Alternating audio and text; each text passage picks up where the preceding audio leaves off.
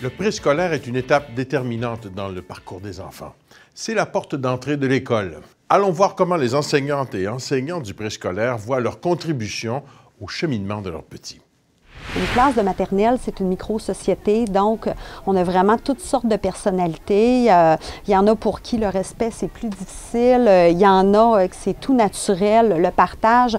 Donc, c'est vraiment, oui, on veut faire aimer l'école. On fait cheminer les enfants dans l'autonomie et à apprendre aussi là, à évoluer. Moi, ça m'arrive parfois, j'ai un élève, là, je dis, bon, OK, avec ma voisine, on s'entraide. Je te l'envoie parce que là, je suis plus capable. Là.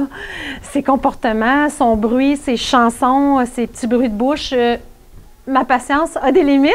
Au préscolaire, là, je suis infirmière, je suis psychologue, je suis secrétaire, je suis un peu madame tout le monde dans tous les corps de métier parce qu'on n'est pas des professionnels dans une matière, on est des professionnels dans toutes les matières. Je suis médecin, infirmière, parce que là, les bobos des récrés, le bobo quand il est au bout de l'autobus, on a tout ça. Ensuite, bien, là, on est psychologue, les problèmes à la maison, la gestion de conflits, on remplit beaucoup de paperasse. Déjà après 10 minutes, là, je commence à perdre l'attention de certains enfants.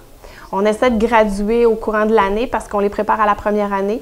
Puis c'est une année où ils vont devoir se concentrer pendant pas mal plus longtemps. Une journée en classe de préscolaire, c'est du sport. Le défi le plus important est celui de la socialisation.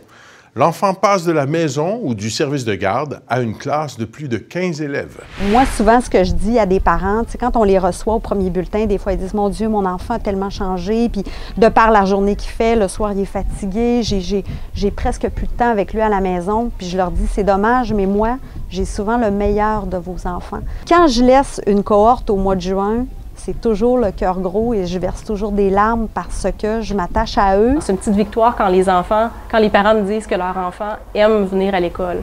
Alors moi, je trouve que c'est un des plus grands défis qu'on a au préscolaire. En plus, évidemment, des amener, pas nécessairement au même point parce qu'ils n'arrivent pas tous au même point, mais vraiment de développer leur plein potentiel là, pour les amener le plus loin possible. Et dès le début de l'année, moi, je travaille vraiment à ce que les enfants apprennent à chuchoter, à parler plus bas, pour justement s'aider à 21. C'est comme une mini-société, donc il faut travailler avec les 21. Et chaque enfant est différent, n'a pas le même timbre de voix, ne s'entend pas nécessairement parler. Donc, on le pratique en équipe. Il manque de services autour de nous. On peut avoir des bonnes ressources, mais c'est long avant d'y avoir accès.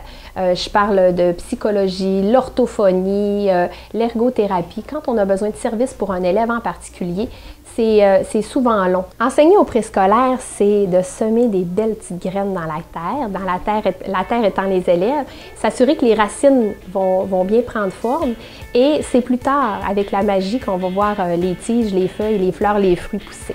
En conclusion de cette deuxième édition de Prof Ma Fierté, nous vous invitons à venir entendre nos enseignantes et enseignants partager avec vous leur passion. Ils vous diront tout simplement « J'enseigne parce que… » J'enseigne parce que je veux bâtir un monde meilleur. C'est pas mal ça. J'enseigne parce que le chemin est beaucoup plus facile en bonne compagnie. J'enseigne parce que je crée de l'espoir au niveau de mes élèves.